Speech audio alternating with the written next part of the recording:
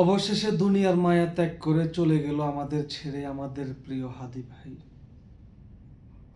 কখনো চিন্তা করি নাই এত দ্রুত আমাদেরকে ছেড়ে একজন সাহসী যোদ্ধা এইভাবে চলে যাবে।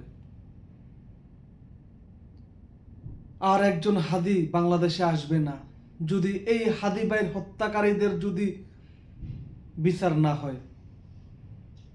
যদি হাদি ভাইয়ের হত্যাকারীদের বিচার না হয়, বিশ্বাস করেন বাংলাদেশে এইরকম হাদি আর দ্বিতীয়টা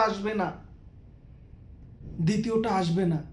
হাদি ভাইয়ের একটা কথা বলেছিল, হয়তোবা আগামীকালকে আমাকে কেউ হত্যা করে ফেলবে, আপনারা শুধু এতটুকুই করবেন, আমার হত্যাকারীদেরকে আপনারা শাস্তি দিবেন যাতে করে ভবিষ্যতে কেউ এরকম অপরাধ না করতে পারে।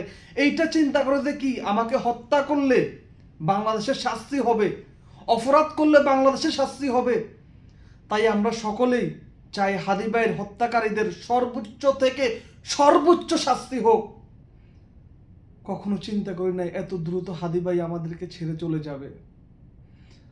হাদি ভাইকে আল্লাহ তাআলা জান্নাতুল ফেরদাউস দান করুক, শহীদি মৃত্যু দান করুক, আমিন।